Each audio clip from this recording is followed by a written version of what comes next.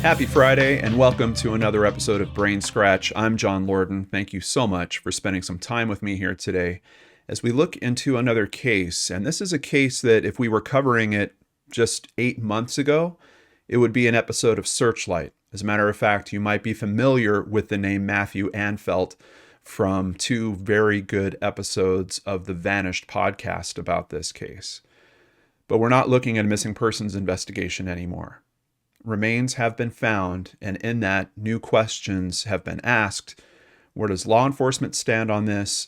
Where does Matthew's mother stand on this? Those are only 2 of the questions that we're going to be touching on as we go through all this today. I have been in contact with his mother, Sarah, who's been sharing a lot of information, quite honestly, information that I haven't seen anywhere else.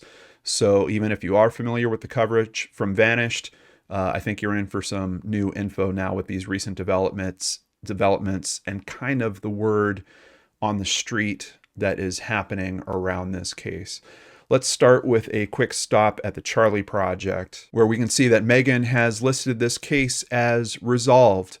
And in terms of it being a missing persons investigation, it certainly is resolved, but his mother, Sarah, is not feeling any resolve, that's for certain. She's got a lot of big questions, and this is one of those cases where, look, we're not sure if we're talking about someone that is a victim in this situation or if we're talking about a tragedy. Sarah herself is still open to both of those possible outcomes. It's just with the amount of information that we have at this point, she can't be settled, and I think any reasonable person can't be settled going in one direction or the other with that.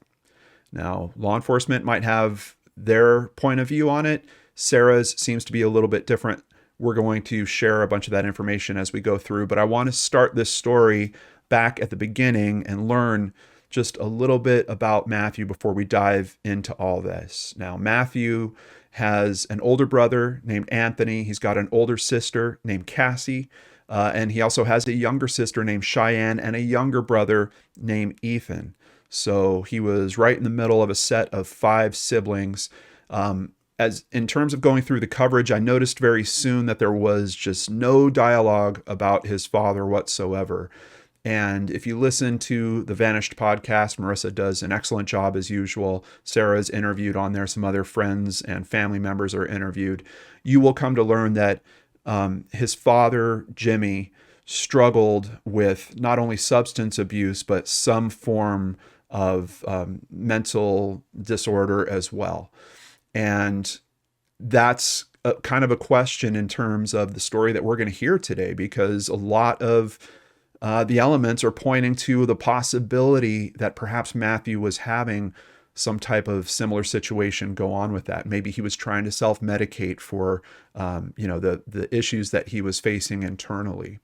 Unfortunately, his father wouldn't really be a major part of his life.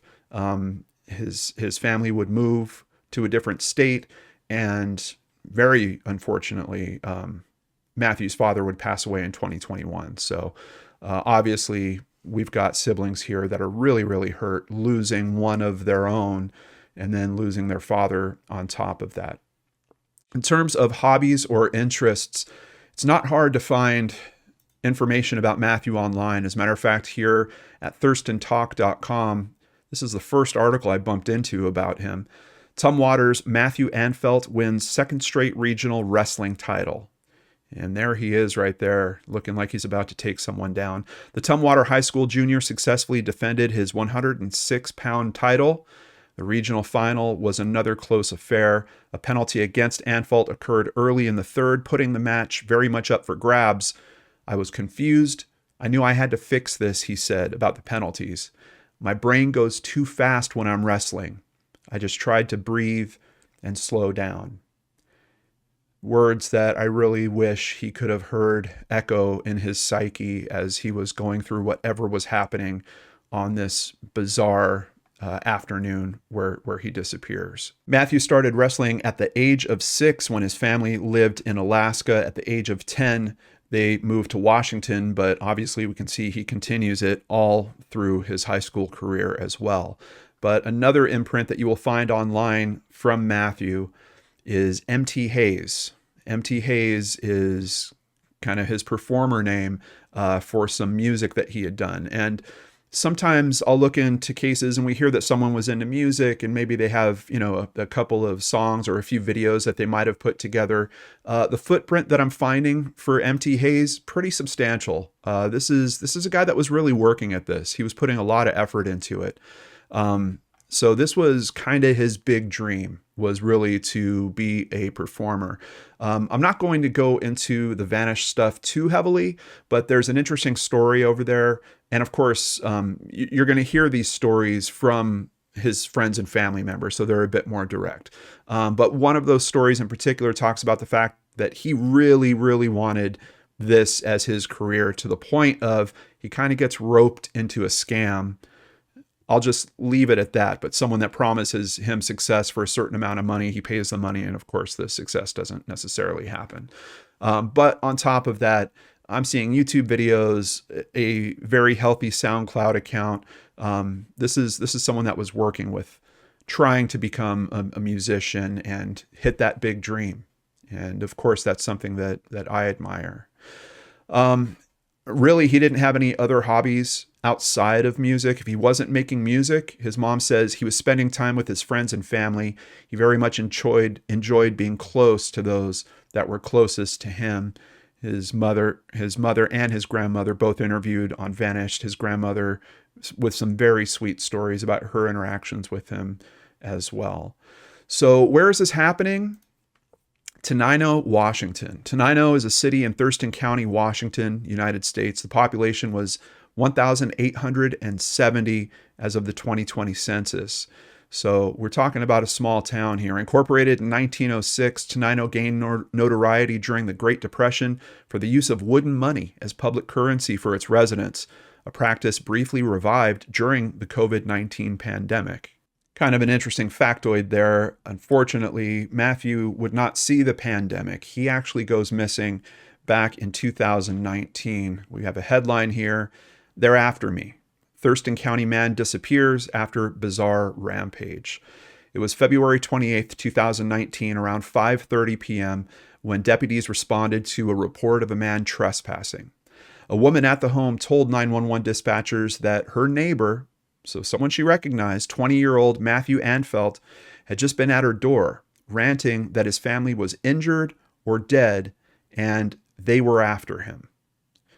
Anfeldt then ran barefoot from the neighbor's door, jumped a fence, and ran onto the roadway of Old Highway 99 Southwest, where multiple vehicles were forced to swerve or stop completely to avoid hitting him. Apparently, his family home is right off this highway, and this is a high-speed highway, 55 miles per hour. So you've got a guy barefoot running across this and causing issues with the traffic there. He jumped onto the hood of at least one car and on the back of a truck bed. At that point, the neighbor lost sight of Anfeldt as he continued running away. Several minutes later, and 2 miles to the west, Anfeldt ran into the Speedway grocery on Old Highway 99 Southwest. The store clerk said that he looked panicked, with heavy sweating and dried blood around his mouth. So we've got someone saying either that, first of all, he's being clear that someone's after him. He's saying his family is either injured or dead, and the neighbor is basically not sure 100% in one direction or the other there. But now we have someone at a store noticing he has blood around his mouth on top of that. Kind of sounds like he might have interacted with someone. Another interesting point about this is they're talking about that he was found 2 miles to the west, but it was only several minutes later. So I believe it was in the Vanish podcast, they mentioned the possibility that he was in someone's truck. He had jumped in the back of someone's truck bed. They pulled in at that Speedway grocery. He jumped out. He was trying to get into the front, but they had locked the door and they basically take off. And that's what gets him into the Speedway grocery. The clerk said Anfeldt was ranting that his family had been killed and he needed to get a ride because they were after him. Anfeldt then bolted out a side door of the business as the clerk called 911, and this was the last known location. Deputies contacted Anfeldt's mother, and she confirmed that there was no validity to her son's panicked claims. So it wasn't quite that direct. I believe they actually wind up going to his home first and talking to his sister. And then she kind of hoops in the mother. His mother's unsure what might have triggered this bizarre behavior, saying that she felt that he was currently sober. Now, she's been very open with me about the fact that he did struggle. He had been to rehab a few times. He had been in jail. She's not sure if he had actually been incarcerated for any drug charges in particular, but he's someone that was struggling with substances, certainly. Deputies did receive further unconfirmed information that he may have used methamphetamine or some other drugs. Anfeldt was last seen wearing a black and gray Chicago Bulls sweatshirt and gray sweatpants. He was not wearing shoes, and he did not have his phone. This is concerning because this is happening in February, and that night would get down to somewhere around 20 degrees, according to the detective on the case. So we're talking below freezing temperatures there. He doesn't have shoes. So certainly a problem. Let's take a look at a map real quick just to get a gist of this. So we have the sighting that happened at that neighbor's house up here on Old Highway 99 Southeast. And then the speedway is down here. And you can see we're getting close to a kind of an interchange of a few highways, as well as some businesses. But outside of that, it looks like we got some neighborhoods to the north, but to the south, we just have tons and tons of woods and open land. Couple of water sources, of course, we're always concerned about those when it comes to these stories as well. And then just more and more, there's just so much open land around here.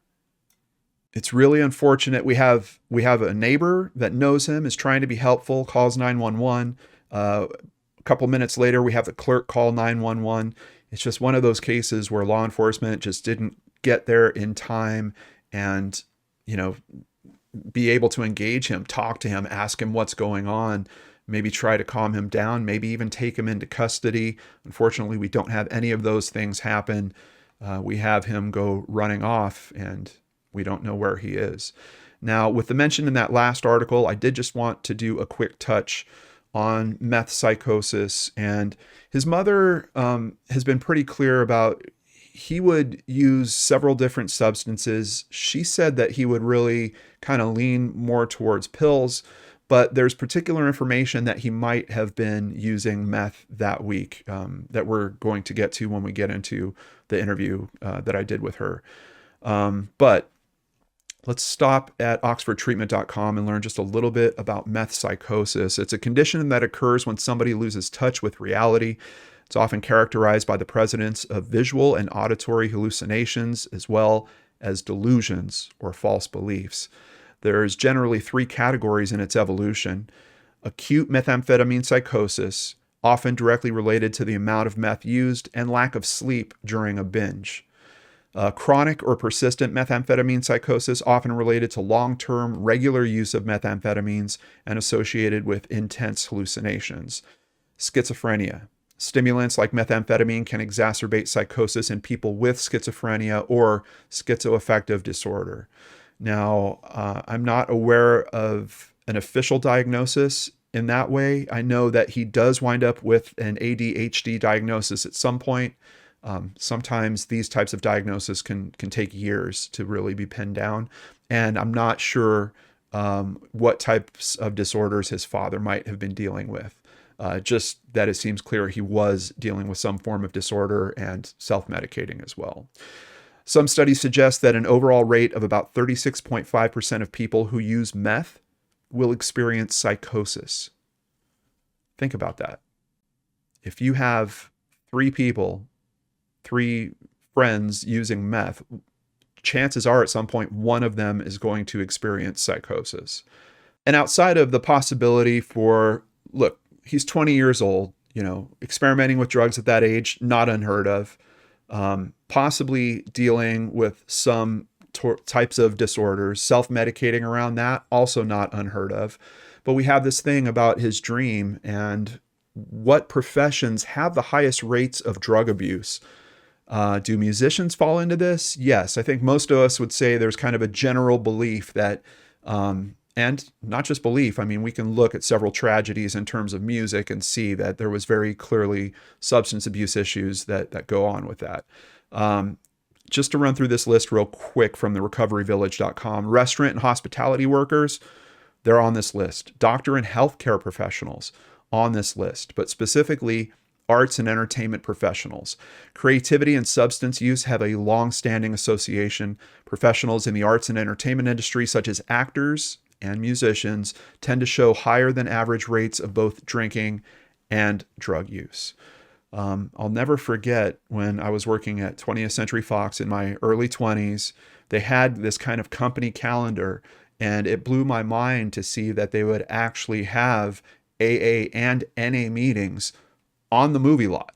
Like literally, you could leave work at the end of the day and go down for a meeting.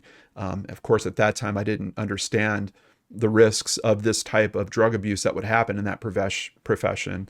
And obviously, I've got a much different viewpoint on that at this point in life. But lawyers and legal professionals on this list, construction workers, management, sales professionals, police officers, firefighters, and members of the military, all on this list as well. But let's pull it back and talk about Matthew. Authorities still looking. So here we can see a circle they've kind of drawn around the area. And really, it's like they did a perimeter from Speedway for their search zone. The Thurston County Sheriff's Office released a map of the area that Anfeldt was last seen in. We talked to the neighbors a lot. I think most people that live in that area are aware that he was last seen there 2 weeks ago, and they've been looking, but we haven't had any contact, which is a little odd after such a long time period, said Detective Mickey Hamilton. Hamilton said that the public has chipped in with numerous tips, but none of them have been verified. Given the passage of time, Hamilton said that he would hope that Anfeldt is no longer in a delirious state. So there seems like we have a little bit of an indicator that the detectives are thinking this is more some type of psychosis that he's in rather than he was legitimately being chased. Deputies searched the area using K9 to assist in tracking. Hamilton noted that any scenario explaining his disappearance is speculative and no theory has been confirmed. But generally speaking, people go missing for two reasons, either because they want to be missing or because something has happened to them, he said. Hamilton said he's been in close contact with Anfeldt's family. I would like to get them that closure one way or another as soon as we can, because not knowing is probably worse, he said. So in terms of the disappearance from his mother's property, first of all, I asked what was the living situation at this time. Apparently, his mom was becoming frustrated with the drug use, and he had been staying with his mother's sister, his aunt, in Lacey. But that particular week, his mother was allowing him to stay back on her property. Now, her property, there's kind of a main house. There is a separate garage and then an apartment that's attached to that garage. But the house and the garage and the apartment, they're not necessarily really close to each other. This is an area where you buy a pretty nice chunk of land. Apparently, you can have multiple buildings on it. So he was hanging out with his sister and I believe his sister's boyfriend in the apartment. I think they were watching Netflix. They'd gone out earlier that day.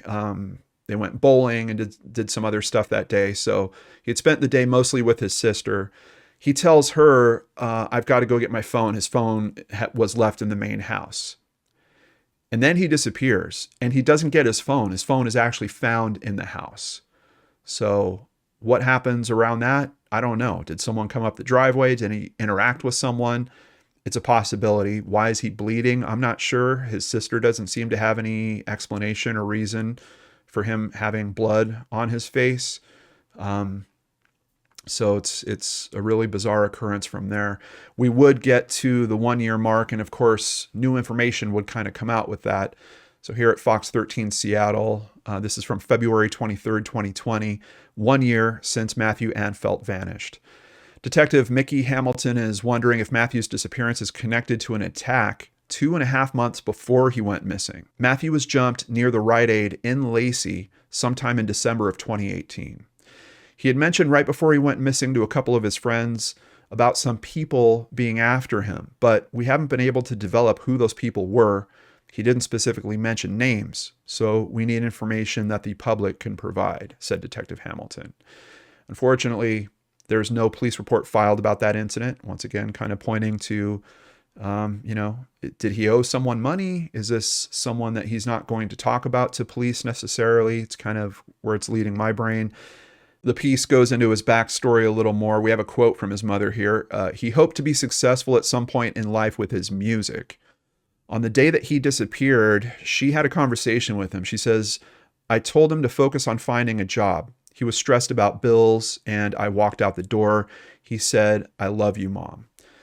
He then goes to spend the day bowling with his sister. They report that he was his usual self. The two returned home between 4 p.m. and 4:30 p.m. They were planning to watch movies. He left her room with no shoes on to go and get his phone, but he never returned. He had left his phone at home, and he wasn't dressed for the cold February weather, with temperatures dropping tonight to freezing that week. Detective Hamilton says it's possible that Matthew was picked up by somebody trying to help him. However, nobody has ever come forward. We've had no activity on any of his bank accounts, social media accounts, or his phone. So as far as we know, he has no means of supporting himself, said Detective Hamilton. We know he doesn't have his phone with him. Forensic experts are still examining Matthew's phone to see if he had any conversations before his disappearance that can provide some leads. His mom's going to give us some information about that when we get to that section. Before he disappeared, Matthew had never gone for more than 24 hours without contacting his mother. Now, I asked her about that last conversation about his financial stress as well. And specifically, did he mention owing anyone money? Her response? When he got attacked in December, I had asked him if he owed someone money and offered to pay it to get them off his back. He told me he didn't owe anyone money and that it was never like that. Matthew tried to act like he didn't know who it was. I never believed him, especially when he told me in that same conversation that he was concerned not only for his safety, but for his family's safety. As far as our last conversation that morning, I could tell he seemed down and assumed it was stress from the bills he had, as he wasn't working at that moment. So he had been showing up to work at a temp agency, and it had been several weeks since he had gotten a job through them. So that's where we have this conversation. His mom's trying to tell him, focus on getting a job, focus on getting a job. I did find over at Stories of the Unsolved a kind of written out account of what happened during this attack back in December. So let's take a look at that together.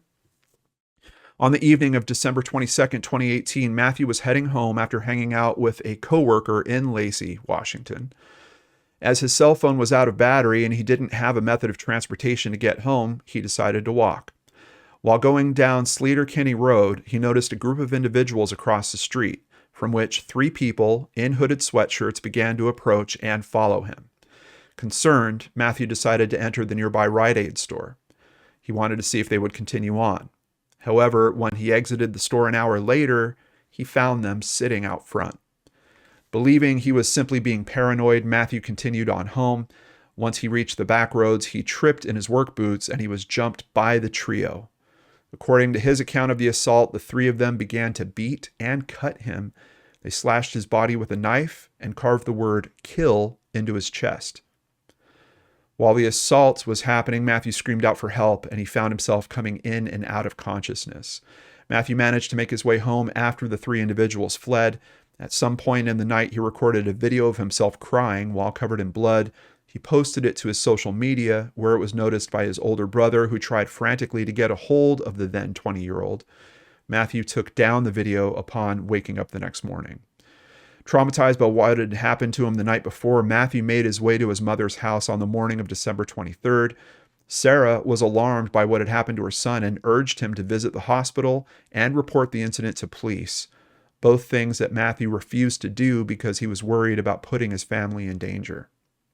When asked if he knew the 3 individuals who attacked him, he claimed not to, but stated that he didn't owe anyone any money when pressed further about that. When Matthew later recounted the incident to his friends, he refused to mention any names or reveal why anyone would want to harm him, simply stating that he knew people were out to get him. What's interesting about this to me is we're talking about an occurrence several months before now, and we're hearing elements that are similar to what he was saying when he left. Now, we have something that's a tough factor to understand in that, and really, of course, makes this lean towards more of a psychosis issue. His saying his family was attacked and possibly killed, and obviously we know that they weren't. But we're also hearing about this story that there's people after him. He was attacked before, and I want to leave open the possibility that could this have been an act of self-harm in some way, another psychosis-induced event? I think we have to stay open to that, just knowing the elements of the story that we do. But there is a long-form narrative happening here over the course of months about people being after him. It's really unfortunate that we didn't get that police report and things didn't get investigated at that time. But interestingly, his mother recalled this, and when they were having challenges investigating him as a missing person, she was like, well, why don't we investigate this time that he was attacked?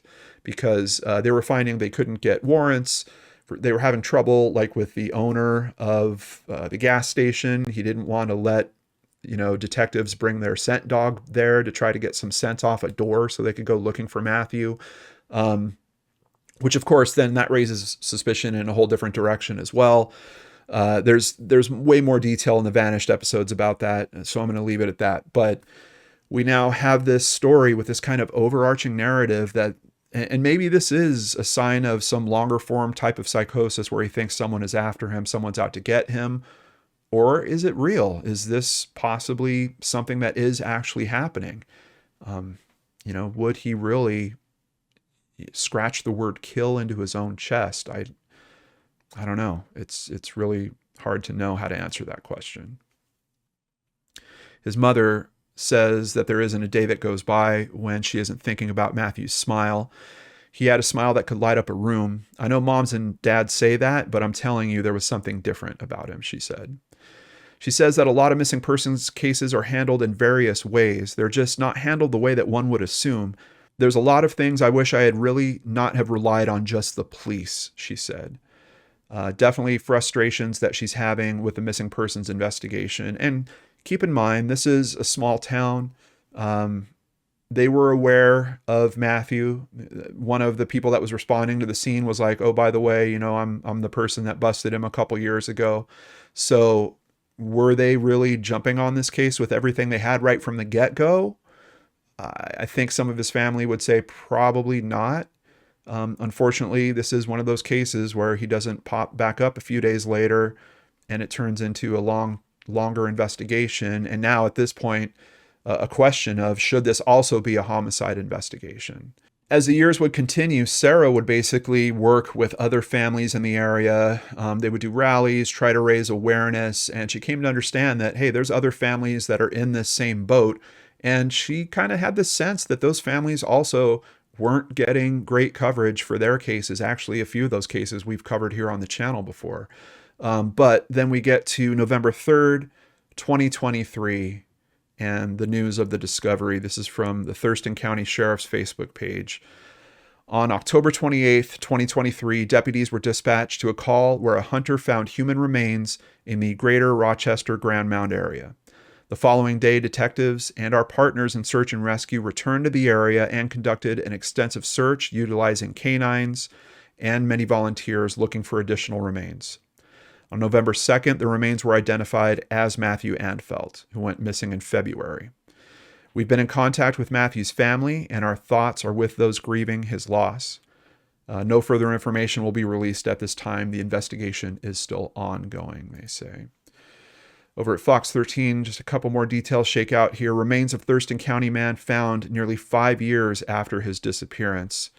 Mother has no closure. Let's hear from Sarah about what she's dealing with around this discovery. And it felt like 5 years, almost 5 years of emotion. Every emotion that I felt the last 5 years just sort of running through me at one time. I couldn't really cry. I just remember my body just starting to shake. There's no way that he just went off into a remote area and laid down and died. She says her son's partial remains were located several miles away from the store where he was last seen. They were discovered in an area that had not been previously searched. Several miles away is interesting. You're just wondering, how did he get there? Did he jump in the back of another vehicle? I mean, the search perimeter that they had set up, kind of based on just my eyeballing these measurements here and that image that we saw before of the search area, looks like they might have been looking in a 1 to 2 mile perimeter here. And some of the details are saying that he was found on the other side of the 5. So somewhere up out over here. And if they're saying he was a couple miles away, I think this isn't even showing up. Oh, here on this map, they can show you what 1 mile is. So yeah, it looks like they're looking at 2.5 miles. And if he was outside of that, this map isn't even showing it. He's somewhere. Honestly, we don't know the direction. I don't know if it's north or south. They really haven't been clear on that specific location, because they're going to go back and search more, right? We're going to get to those details here. One of the last news stories on this, celebration of life. This was posted in January of 2024. The service was held on January 13th at the Kodiak Room in Tenino. There is a video of it online. I'll share a link to that because unfortunately it looks like some people are trying to hijack people that are trying to view that link and get them to some bad URLs for some reason. I think it's terrible. People are doing that. So in the description box down below, I'll have the link where you can see the celebration of life. And it's very moving to actually watch because it is truly a celebration of life. You have friends and family recounting stories. Yes, there's a lot of tears, but there's also a lot of smiles, a lot of laughs. And you can see that Matthew is someone that was very much cared about by his friends and family. Actually, I got just a little, there's his mother speaking at it. So obviously I had a lot more questions for Sarah, and thankfully she responded to every single one of them. Let me take you guys through that information. I'm actually going to leave this picture up as we're doing this.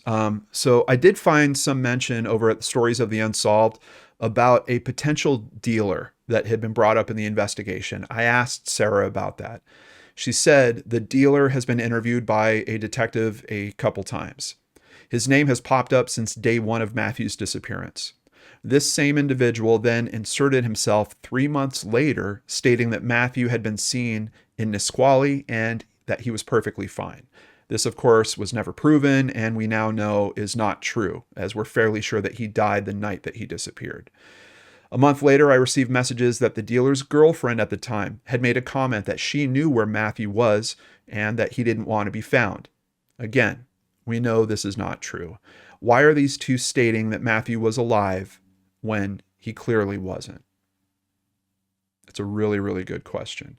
And keep in mind, this information, I wanted to separate it from the news coverage because we're now getting into the territory of information that Sarah is hearing from people online. She's hearing from friends.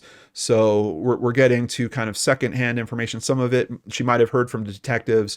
It's all being woven into this kind of narrative. So I just want to let you guys know, we're treading into things that could potentially be rumors as well as we get into these notes. But so back to these two. These individuals' names continued to come up over and over until in 2021, some very brave souls came forward and told me that my son was murdered and thrown in a body of water by the dealer.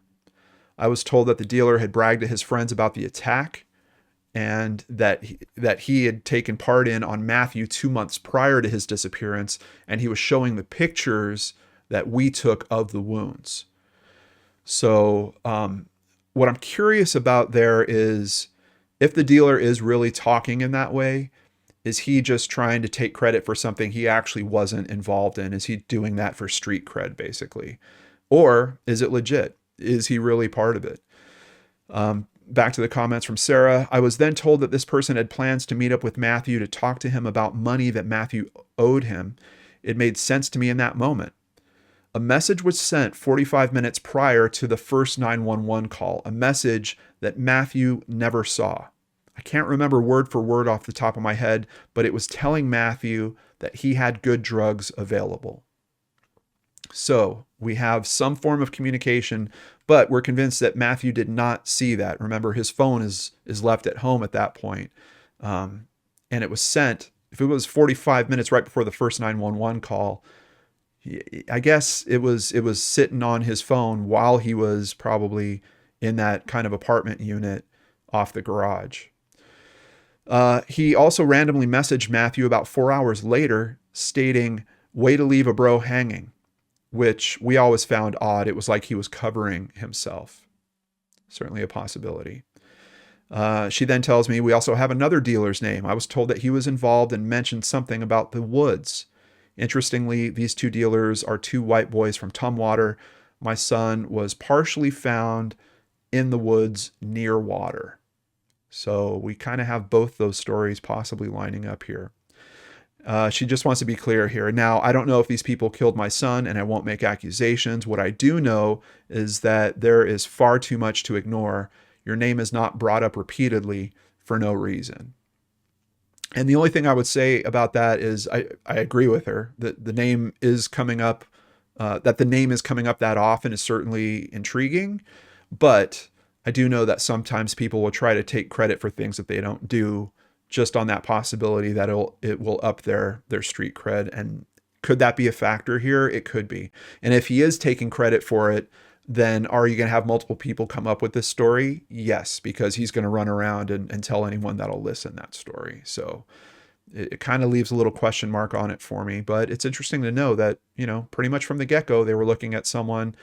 It is a dealer. It is kind of the situation that we're imagining when you hear what Matthew is saying as he's running through this scene. But we still have that factor of, he's saying his family's been harmed, and we know that they haven't been. I asked Sarah, is law enforcement considering this foul play? She says they think he was just high on drugs and went crazy that day. The original detective on Matthew's case tried to do what he could. In fact, he's still very passionate about Matthew's case. I do want to be clear that I'm not saying that's not a possibility. But with what I know, the timeline of that day and where he was found, it does not point to that scenario. I have and am willing to consider all scenarios. I know my son was an addict, but it still has to make sense. And she's told me in a few different comments that basically she knows where he was that day. I mean, he's with family. He's with his sister. I think his sister's boyfriend is there as well. So there's people that can kind of account for him and what's going on with him. Now, if I recall correctly from the Vanish podcast, I think his sister mentions that he said he was doing some type of challenge where he was trying to stay up for as long as he could, and he might have been up for 3 days at that point. So that would certainly be something odd, certainly be something that stands out, and to me would be an indicator of, do I have to worry about my family member? Because yeah, they're saying they're part of some internet challenge or something, but that could be some form of drug use that's going on there. Back to Sarah's comment. As far as law enforcement's actions and how I feel, that's a loaded question. I basically asked her, how does she feel the investigation is going currently? And she's echoing kind of the tone that we got from the news article earlier. I feel they don't take these cases seriously enough. They do a lot of assuming and not enough investigating. I've been told over and over that they have to stick to facts. Yet, they've been able to put their own narrative in place and stick to it solely based on Matthew's past. Matthew's case has never been a priority. There are several missing persons cases in about a 10-mile radius. Most of these cases have been treated in the same manner. It's absolutely disheartening. So Sarah would wind up moving. She basically left the whole state. She would move to Florida. And I asked her about that. I said, is this due to the case? And she said, yes, the case definitely played a big role in it. Living in the same house and driving the same road past that store where he was last seen was very hard. We also had safety concerns, as there were 2 incidents where people drove by shooting towards our house and yelling obscenities. So that seems like another indicator that we might be dealing with something in reality here. Volunteer searches. I saw on the Facebook page that she mentioned doing some volunteer searches soon. I was wondering if law enforcement was going to get back out there. She says, I am planning a search for early next month. So we're releasing this in July. So she's thinking in August. Sounds like she will be going back. Thurston County Sheriffs performed searches twice and stated that they would be doing another search in the spring or early summer this year. Come June, I received a call from them stating that they would not be able to do the searches. They had another case to deal with. So I decided to go ahead and move forward with mine. Sarah still does not have her son's remains. They did have a celebration of life, but they have not had a burial, and that's partly due to a decision that she's making. A big part of why I've not gotten Matthew back is due to the case. I know that once I have him, they can't look at anything else if they missed something.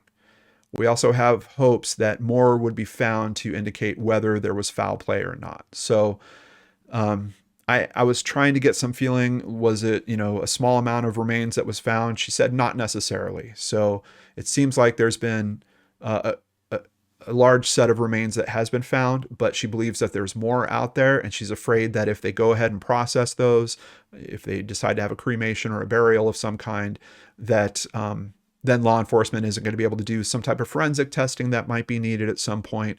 Some new information comes into play, and all of a sudden they're like, oh, well, we got to go and check the remains for that, and they can't. So she's making sure that basically they hold on to the remains. She continues, my main focus has always been and will continue to be finding Matthew and bringing him home. Hopefully, one day the truth about what happened will come out.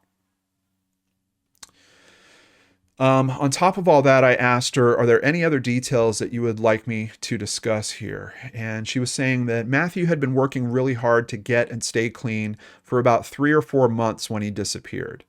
And on that, I just want to play a little something for you guys. I was really moved by this section on the Vanished podcast in episode 2 on this case. And it's something that, this isn't really a missing persons investigation anymore. I don't know how many people are going to listen to this episode at this time, but this point of view is super, super important for people wondering what it's like to deal with maybe a loved one that is dealing with substance abuses. And just the way that she phrased this really kind of struck me in the heart. I told her that, and she said, thank you. And by the way, I've been hearing that from other people that heard it and people that are struggling as well. So I just want to share a little bit of this with you guys.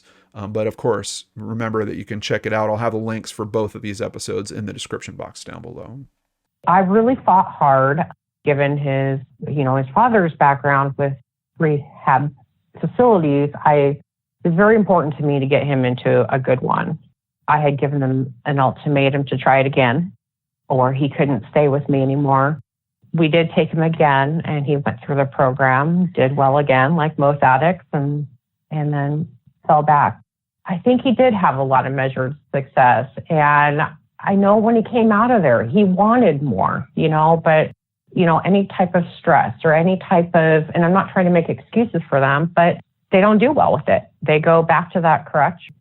And he used to sit and talk to me, and he said, Mom, it's like a vicious cycle. You want to be clean, you get clean, and then guilt overloads you of all the poor choices you've made or the people that you've hurt. And then you end up right back in there very easily. And so it's horrible. And I too have watched many people struggle with addiction, with drugs and alcohol. And it's a very sad, vicious cycle. So many people judge, but they really don't understand what it does to a person and how it changes them. And it's not something they chose. They didn't wake up and go, I want to be an addict. I want to screw up my life. And I don't even think a person that's living in that world really wants to be in that world. They just don't know how to get out of it. I don't know how you can hear those words and just not be moved by them. And I'm so thankful. It's weird because I'm kind of crediting her with the way that was phrased. And really, she's quoting Matthew in terms of what he was telling her. And I'm thankful that there's some way that could be shared with others. And I hope that if you're dealing with this in some way that you're as moved by that as I am. So back to her comment, she said that he was working hard to try to get and stay clean for about 3 to 4 months when he disappeared. And it was the first time in a few years that I finally saw him taking the steps to do better. He had his first clean drug test in January of 2019. She talks about that in the Vanished episode as well. And she wants a copy of it that she could put up on the wall. As a matter of fact, I think she did wind up putting it up on the wall when she found it after his disappearance. But she does clarify in the notes to me, we know now that he had a relapse the week of his disappearance. Matthew and a friend had bought some drugs on the Monday prior to his disappearance. Matthew was an addict. If he had drugs, he did them. If he had any left by Thursday, 4 days later, it would not have been enough for him to go crazy. On the day of his disappearance, he was perfectly fine, acting completely normal right up until he disappeared. We had been around Matthew several times when he was high. He did not exhibit these behaviors at all. And one of the last things she sent me, the dealer started telling people that Matthew took 2 grams of meth that day and went crazy. Which is interesting because if he's looking for the street cred I was talking about earlier, for him taking credit of, doing something to Matthew, he's now changed his story and he's telling people that Matthew went crazy. Man, so that is where we are left with this case. That is all the detail that I could share with you guys about it at this time, but there's a little more that you can do. If you could, please give the Facebook page a follow. I'll have a link to it down below. It is called Matthew Anfeldt, The Fight for Answers Continues. On top of that, there is a GoFundMe that is being run, and we know that his mom is having to travel. She's now also planning on being out there for search efforts next month. So on behalf of myself and my amazing supporters here at the LordanArts channel, we're going to be making a donation to this just as soon as I'm done filming here today. I hope you're moved to do the same. I'll have a link to the GoFundMe in the description box down below. And of course, ultimately, if you have information about this case, please reach out to the detectives at Thurston County Sheriff's Department. We've got an email address of detectives@co.thurston.wa.us. And there's also a phone number, 360-704-2740. On top of that, if you can help, you can also help just by sharing this video. So please take a moment. Think if you have any friends in the Washington area you can share this with. I know I've got some friends out there. I'm asking you to please step up and help me spread the awareness on this case as well. Let's keep people talking about Matthew and trying to find the information that can give his mother and his brothers and sisters the answers that they're looking for. They certainly deserve that. A big thank you to everyone that supports us here at the LordanArts channel. If you'd like to become one of those supporters, please visit LordanArts.com. There you can sign up for Patreon, sign up for PayPal, buy merchandise, or buy us a coffee like Candy recently did. I'd also like to give a quick shout out to new patron, Lori Vandenbelt. Thank you so much for joining, Lori. Of course, I couldn't have really done this episode without the help of Sarah and also Marissa, who I reached out to and asked if it was okay if we shared that clip. Marissa, as always, came through, said, no problem, John, go ahead. That's why Vanish is one of the best. They're out here.